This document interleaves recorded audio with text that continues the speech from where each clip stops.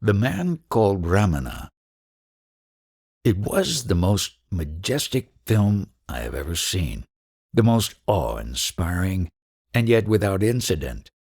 A view of Arunachala Hill from the ashram drive, and then a tall, frail, light-complexioned man with short white hair descending the slope of the hill with the aid of a staff. Then he was seen coming out of the ashram hall, stopping to smile to a baby, walking across the ashram ground. Just simple, everyday actions. And yet the beauty of it was breathtaking.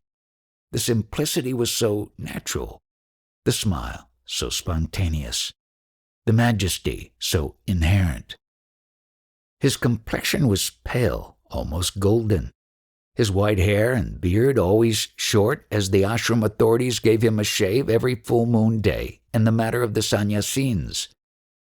Emaciated, aged beyond his years, with the burden of our sorrows, stiff-kneed with rheumatism, he leaned heavily on his staff as he walked, his eyes cast down. There was an air of modesty, of utter simplicity, of a childlike defensivelessness. The mere sight of him walking across the ashram ground was enough to grip the heart. People who seemed worldly would gaze after him, with love in their eyes. The story of Bhagavan Sri Ramana Maharshi is of the most simple. Born in a poor Brahmin family in South India in the year 1879, he went to a mission school where he learned a little English. He was a normal, healthy boy, more fond of sport than study. At the age of 17, when an adolescent might pass from boyhood to manhood, the great change came over him. One day, a sudden intense fear of death assailed him, a feeling of the immediate imminence of death. There was none to turn to, none to give help. He felt that he must face it alone. Lying rigid upon his bed, he tried to visualize, to dramatize death. He held his breath to make the experience more vivid, thereby unconsciously practicing the technique of pranayama or breath control. He said, "Well then, now death has come. What does it mean? This body is dead. Will be carried to the burning ghat, and there burnt and reduced to ashes. But with the death of this body, am I dead? Is this body I?" All this was no dull thought. Vividly the living truth flashed on him that he was not the inert body, nor the thoughts that pass and are gone. He was the eternal I, the deathless spirit. And in that moment death was dead, and he had awakened into enlightenment of the eternal self. A lifetime of striving and sadhana was, for him, compressed into that brief moment.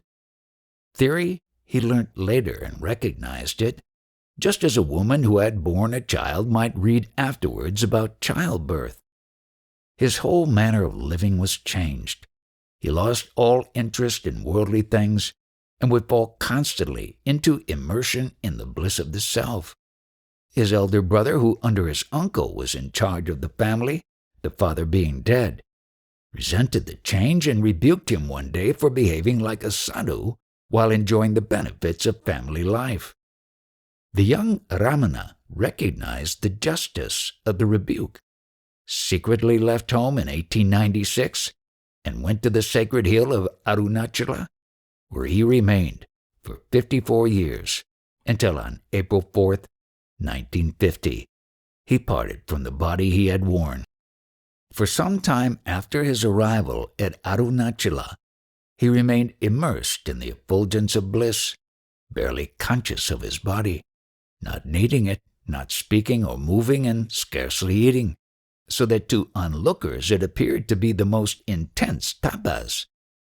It was not really tapas at all. It was simply ignoring the body he had ceased to need. He himself once indicated that by saying I did not eat, so they said I was fasting. I did not speak, so they said I was mauni. He was already a jivan mukta, in unwavering consciousness of identity with the self, and had no karma left to wipe out. no sin to atone for, no further goal to attain. For a while he made his abode in the underground vault of the great temple at Tiruvannamalai, and immersed in samadhi, took no heed of the ants, mosquitoes, and vermin, though his back and thighs became an open wound from them. Some sadhus took him a single cup of thin gruel daily, which was all his food. Finally they carried him out bodily while he was in samadhi. His body was so neglected that it might not have endured long, and he might have effortlessly discarded it. So the story would have ended. But for us the story began, when compassion for those who gathered around seeking his grace and guidance drew him back to a full bodily life. From then on, there was a motive for continuing in bodily form, the motive of compassion. And yet it might equally be said that there was no motive but a simple fulfillment of prarabdha karma. Just as the sun gives life to plants and animals without purpose simply by being itself, he compared the prarabdha karma of a jnani to the movement of an electric fan after current has been turned off. It still continues to rotate from past momentum, although no new momentum is added. Perhaps these two aspects of truth coalesce if one remembers that compassion in the Jivan Mukta means not individual but cosmic compassion. It is one of the spiritual paradoxes that he who lays down his life finds it. He who surrenders his individuality becomes more individual than anyone else. The Jivan Mukta has dissolved the ego, which exploits and perverts the individual characteristics in a man, and therefore these characteristics are able to grow to their true likeness, neither stunted nor warped, shining forth more clearly than in other men. In two masters who are perfect, the divine grace will be the same, but the characteristics of the human vehicle quite different. Bhagavan Sri Ramana was meticulously exact, closely observant, practical, and humorous. His daily life was conducted with a punctiliousness that Indians today would have to call pure Western. In everything he was precise and orderly. The ashram hall was swept out several times daily. The books were always kept in their places. The cloths covering the couch were scrupulously clean and beautifully folded. The loincloth, which was all he wore, was gleaming white. The two clocks in the hall were adjusted daily to radio time. The calendar was never allowed to fall behind the date. The routine of life flowed to a regular pattern. He was affable and courteous to all comers. There was no pontifical solemnity in his expositions. On the contrary, his speech, whether on daily affairs or on doctrine, was vivacious and full of laughter, and so infectious was his laughter that even those who did not know Tamil would spontaneously join in. Right up to the end he joked, and yet his jokes also bore instruction. When the doctors were alarmed to see a new growth of tumor pushing up during his final sickness, he was laughing. "Why do you worry? It's nature's to come up." When a woman beat her head against a post outside his room in grief, despite his insistence that the body's death is no cause for grief, he listened for a moment and then said, "Oh, I thought somebody was trying to break a coconut." A devotee asked why his prayers were not answered, and Bhagavan replied laughing, "If they were, you might stop praying." His face was like the face of water, always changing, and yet always the same. He would be laughing and talking, and then he would turn graciously to a small child, or hand a nut to a squirrel that hopped onto his couch from the window, or his radiant, wide-open eyes would shine with love upon some devotee who had just arrived or was taking leave. And then, in silence, a moment later, his face would be rock-like, eternal, in its grandeur. The love that shone in his eyes, the luminous understanding cannot be described. Someone has come to the ashram broken down with the hopeless grief of bereavement, and Bhagavan, after hearing the story, has simply looked, no word spoken, and peace flooded the soul. An old pandit who knew Sri Ramana as a boy had visited many yogis and decided to visit the yogi Ramana also and discuss with him. But standing before the couch, he felt his whole body electrified with awe. And before he knew what had happened, he had fallen on his face before him. Little children were drawn to him and gladdened by his smile. A coolie picked up a blown sheet of paper and, seeing his picture on it, exclaimed "Bhagavan," and folded reverently to take away with him. Animals were drawn to him like people. Once he came back late from his afternoon walk on the hill, and while devotees clustered in groups or sat waiting or followed him up the hillside, a pair of monkeys came to the doorway of the hall, and forgetting their fear of people, came inside and gazed anxiously at the vacant couch. A monkey that had been tended by humans is ostracized by its fellows on its return to wildlife, but any that had been tended by Bhagavan were gladly received. Having transcended the ego, he had transcended fear and antagonism, and the animals sensed this. A snake crept over his leg, and he did not move or shrink. When a devotee asked him later what it felt like to have a snake pass over one, he replied laughing, "Cold and moist."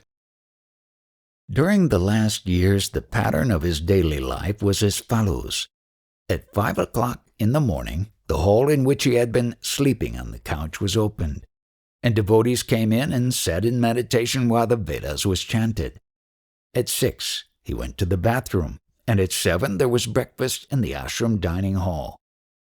Devotees sat before him again in the hall from 8 till 11, with a break of about half an hour at 10 o'clock. Sometimes all sat silent, and the silence was vibrant with his grace. It was a peace and fullness in which words would be a distraction, or it was an intense spiritual striving watched and guided by him, though he might seem to take no notice. Sometimes it happened that someone would ask questions or sing in praise of Bhagavan.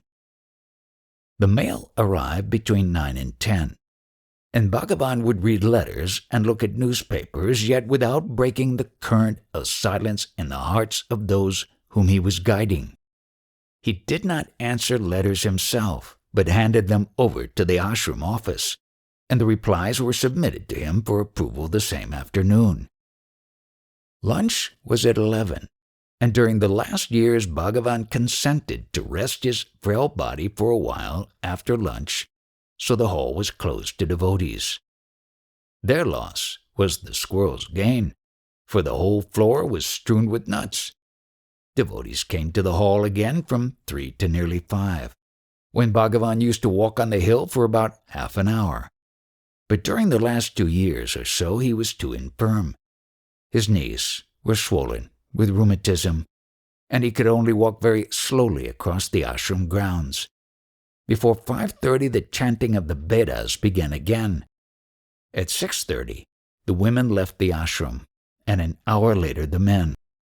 The consideration that Bhagavan showed to people and animals extended even to inanimate objects.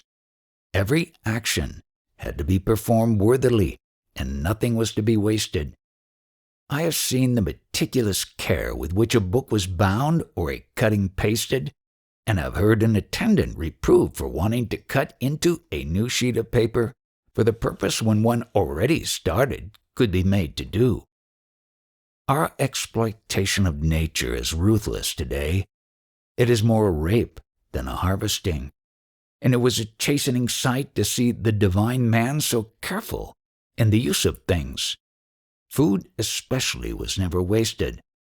A gift of fruit might be distributed to any children who were present or to the monkeys who tried to steal it, but nothing of it was to be wasted. It is a mistaken notion that economy goes with parsimony, and generosity with extravagance. Very often the parsimonious are wasteful and generous careful. When Bhagavan had finished a meal, the banana leaf on which he had eaten it was as clean as though it had been washed. Not a grain of rice was wasted. In former years, when his body was more robust, he himself used to help in the kitchen, preparing meals. And he insisted that even the parings of the vegetables should be used as cattle feed and not thrown away. Although he was an absolute king, and all craved to obey him, Bhagavan's life was notwithstanding a lesson in submission, owing to his refusal to express any wish or desire. The ashram authorities built up their own structure of regulations, and Bhagavan obeyed them without demur, so that if any devotee found them irksome, he had before his eyes the example of Bhagavan's own submission. If ever Bhagavan resisted, it was likely to be in the interest of the devotees, and even so, it was usually in silence, and very often in a manner dictated by his shrewd sense of humor. An attendant once rebuked a European woman for sitting with her legs stretched out. Bhagavan at once sat up cross-legged and continued so despite the pain caused by the rheumatism in his knees. When the devotees protested, he replied that the attendant's orders were for everyone, and it was only when the lesson had been driven home that he consented to relax. But it was not only submission to regulations. It was submission to all the conditions of life, and to the pain and sickness which taught us silently that pain cannot disturb the equanimity of one who abides in the self. Throughout the long and painful sickness that finally killed his body, he submitted loyally, one after another, to the doctors who were put in charge, never complaining, never asking for a change of treatment. If ever there was any inclination to try a different treatment, it was only so that those who recommended it should not be disappointed, and even then it was made dependent on the consent of the ashram authorities. If there is a tendency today to regard submission as spiritless, it is only because egoism is regarded as natural. Doubtless, it is more spirited to fight for one's desires than to submit reluctantly to their denial. But Bhagavan was showing us the way to freedom from desires. Such freedom is not the submission of the abject. It is the joy of concord, for it is the self, not a stranger, to whom one submits. Bhagavan sought to free us from psychic as well as physical desires, and he therefore disapproved of all freakishness and eccentricity and of all interest in visions and desire for powers. He liked his devotees to behave in a normal and sane way, for he was guiding us towards the ultimate reality, where perceptions and powers, which men call higher or miraculous, are as illusory as those they call physical. A visitor once related how his guru died and was buried, and then 3 years later returned in tangible bodily form to give instructions. Bhagavan sat unheeding. It was as though he had not heard. The bell rang for lunch, and he rose to leave the hall. Only at the doorway he turned and quoted, "Though a man can enter ever so many bodies, does it mean that he has found his true home?" One of the most delightful examples of his humor was when he was asked whether if somebody who desired certain powers obtained moksha directly through the force of his sadhana, he would automatically acquire the powers he had wished for. Bhagavan replied, "If he obtained moksha, it would not harm him even if he did have power." No one could be more simple and unostentatious. He called nothing his. He never asked for anything. He accepted the food and clothing that was necessary. That was all.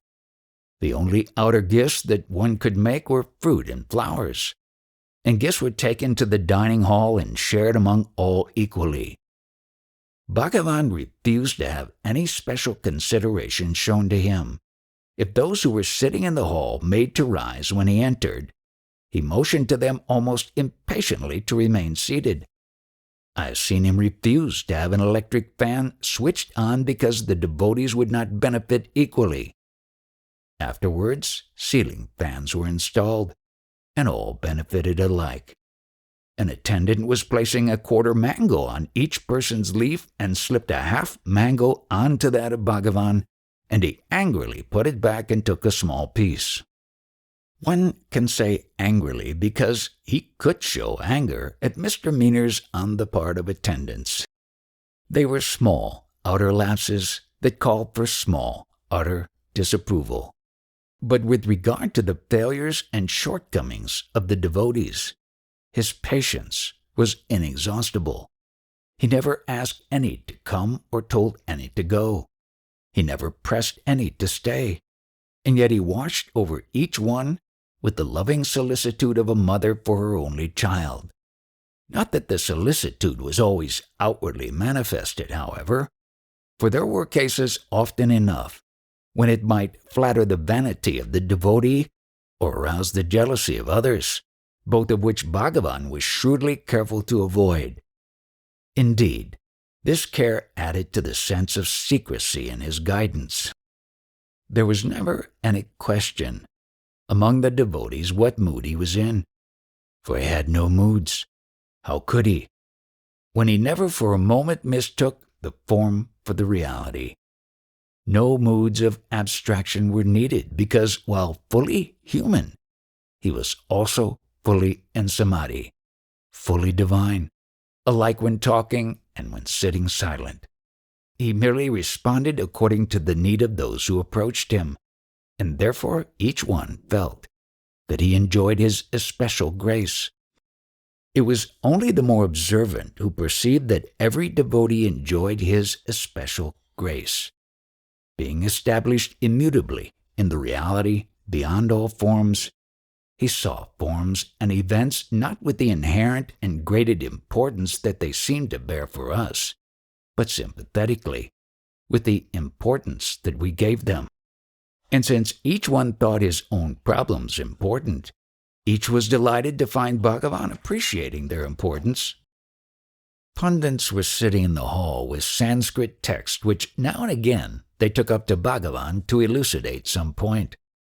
A 3-year-old, not to be outdone, took up his book of nursery rhymes, and Bhagavan was no less gracious, showed no less interest. But the book was tattered, so he took it and supervised its mending and binding and gave it back next day renovated. And yet sometimes he deliberately did not recognize the importance of men's problems, for his ultimate purpose was to wean them from attachment to things and events. One of the ashram staff died. His wife, who had been on a visit and knew nothing about it, came home in the evening and found him dead, and she could not control her grief. Bhagavan said, "What is she grieving about? Nothing has changed." He said the same many times during the long months when his own body was approaching death. To all, he showed unfailing courtesy. Each comer felt at home, even though with no words spoken. If he greeted a newcomer in words, it was usually to ask, "Have you been served food?" It was the first question he put to a visiting doctor a few days before the body's end, when the pain was excruciating. And yet behind the constant equal courtesy, there was detailed individual supervision of each devotee whose inner submission he had recognized. At first, such a one might be encouraged with the daily attention of a smile and a friendly look, and then, for weeks or months, he might be apparently ignored, with only an occasional swift glance while he sat in meditation. If his ego had fed on the previous attention, and he had imagined himself better and more favored than others, the apparent neglect might be a bitter tapas. When wisdom and steadiness began to come, he would receive an occasional smile of recognition or a deeper, fuller look from those radiant eyes of love. It was not often that devotees spent the whole day in the ashram hall. Many of them were householders living in the small colony of bungalows that had sprung up around the ashram, and they had their work and housekeeping to attend to. Some could only come in the early morning and evening. There were also many who lived in other towns, where they had their work and could come only for an occasional visit. But the sadhus had to procure and prepare their food, for it was usually only visitors and newcomers who were invited for meals at the ashram. This kind of life accorded well with the large element of karma marga in Bhagavan's teaching, meditation on the inner self and devotion to the self, manifested as Sri Ramana were stabilized by daily effort to cast off attachment and deny the ego in the work and fellowships of life. Otherwise, conditions would have been different, for although Bhagavan gave no injunctions, everything shaped itself according to his will. There were many who desired him to give injunctions both for their own lives and for the ashram management, but he would not. The most he would do was to show approval or disapproval of what was done or of any project that was announced to him, and even that not always. If asked point blank, he would probably keep silent or reply, "If you want to do it, do."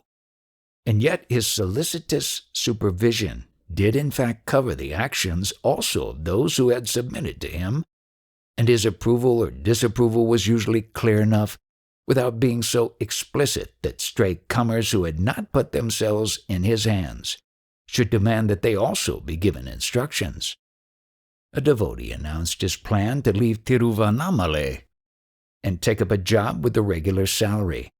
Bhagavan replied, laughing, "Everyone is free to make plans."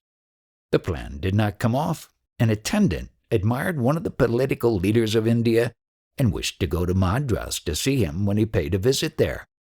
He asked permission, but the face of Bhagavan remained like stone, and there was no reply. He went.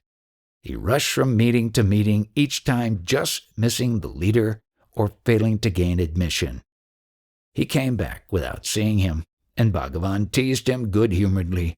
"So you went to Madras without permission. Did you have a successful trip?" A few months after my arrival, I had business in the neighboring town, and imagining that the worldly affairs of a devotee would not interest Bhagavan, I simply asked permission to go for the day. Bhagavan gave permission, but afterwards indicated that I should have explained the reasons for my going. It might be asked why such hidden methods of guidance were necessary, why Bhagavan should not have given plain instructions. The most obvious answer would be that his grace and courtesy to all comers were such that he did not wish to make an invidious distinction between them and the devotees who had placed their lives in his hands and thereby acquired a right to his guidance. It may be also that he did not wish to provoke open questions as to his being a guru, or indiscriminate demands for initiation, since, as is explained later, this was to be understood by those who went beyond words. But there was also a deeper, more essential answer. By their fruit ye shall know them. A man's words and actions are the fruit of his nature. Bhagavan's silent teaching, working direct upon the heart, sought to rectify the devotee's nature, and as a result, sound fruit would spring from a sound tree. Control of his actions would have been a more external method, working from effect to cause, rather than from cause to effect.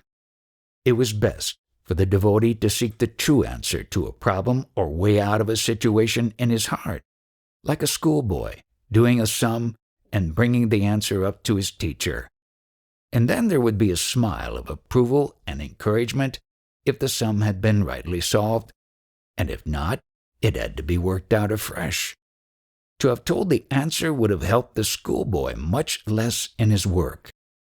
General injunctions applicable to all alike, such as each religion imposes on its followers, would also have been inappropriate, since, as already explained, the purpose of Bhagavan was neither to found a new religion nor to restore the integrity of an existing one, but to open a path for all who turn to him from all religions. Towards the end, Bhagavan was aged far more than his years. He looked more like 90 than 70. In one who had a strong constitution, who had scarcely known sickness except for the rheumatism of his last years, and who was impervious to grief or worry, anxiety, hope, or regret, this would appear incredible. But it was the burden of his compassion. He who taketh upon himself the sins of the world. Devotees came and sat before him, burdened with sorrows, tormented with doubts, darkened with impurities, and as they sat, felt themselves heart-free and lightened. How many have come and sat there weighted down with the grief of failure or bereavement, and the light of his eyes has dissolved their pain until they have felt a wave of peace flood their heart. How many have come primed with questions which seemed to them all important, and which in their thought and reading had failed to solve. It might be in desperate hope or as a challenge that they brought the questions, but as they sat there, the questioning mind itself was brought to tranquility, and the questions faded out, no longer needing to be asked. And then, if they opened their hearts, a deeper understanding was implanted there. Those who sought refuge in him felt the burden of their karma lifted, and it was he who bore the burden. Even physical ailments have been known to diminish or disappear in his presence and to appear reflected in his own body. Even the way of his discarding the body was supremely compassionate. There were many who believed that they could not endure or survive it. But when the sickness dragged on, month after month, after the doctors had found it incurable and had declared that the pain must be intense, although Bhagavan did not show it, they became reconciled to its ending through death. Sometimes one or another implored him to desire to be well, but in their hearts they knew that he would use no powers that they themselves could not use. Indeed, had he consented, it would have been a boon of a few years only, whereas the boon he granted was for all time and beyond time, for he said, "I am not going away. Where could I go?"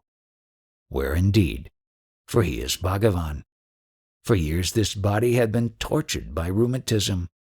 The knees were swollen, and he walked stiff-legged with difficulty and had to give up his daily walks on the sacred hill Arunachala. Over a year before the end, a small tumor appeared on the left elbow. It was cut out but returned worse than before. Then it was recognized as serious. Various kinds of treatment were given, and Bhagavan submitted to whatever was prescribed. 3 more times it was cut, and after each operation it returned worse and higher up. Already in December the doctors said that they could do no more. The tumor, after 4 operations, had reached the shoulder and gone inward. The doctor said that the pain must be excruciating, though Bhagavan seldom gave any sign that he was suffering. The whole system was poisoned, and the last months were one long martyrdom. And yet to the last he insisted that all those who came to him should receive darshan twice daily, walking past the room where he lay. At the very end, when every touch was agony, he ordered the attendants to raise him to a sitting posture, and he died sitting. We shall not again see the divine grace in human form or the love shining in his eyes, but in our hearts he is with us and will not leave us. His grace continues to be poured out not only on those who knew the miracle of his bodily form, but on all who turn to him in their hearts now as before. I have not given a clear picture of the man who is Ramana, but how can one portray the universal. What impressed one was his complete unself-consciousness, like that of a little child. His divinity and intense humanity. The divinity was recognized in the act of prostration and in addressing him in the third person as Bhagavan. To have said you would have been a jarring assertion of otherness. In speaking of himself, Bhagavan spoke very simply and said I, or this. Only occasionally, when the meaning clearly indicated it, did he use the third person. If you remember Bhagavan, Bhagavan will remember you. Even if you let go of Bhagavan, Bhagavan will never let go of you. It was unperturbed, whatever happened. The majesty of his countenance was inexpressible. And yet it is no less true that he was swift and spontaneous in response, and that his face was the most human, the most living one had ever seen. He attained realization without learning and never displayed erudition. And yet he had made him better versed in the scriptures than the pundits who came to him for elucidations. He was all compassion, and yet his countenance might appear immovable, like stone. He was all love, and yet for weeks together he might not favor a devotee with a simple look or smile. He replied to all graciously, and yet many trembled and feared to speak to him. His features were not good, and yet the most beautiful face looked trivial beside him. He often appeared scarcely to notice devotees, and yet his guidance was as unremitting then as it is now.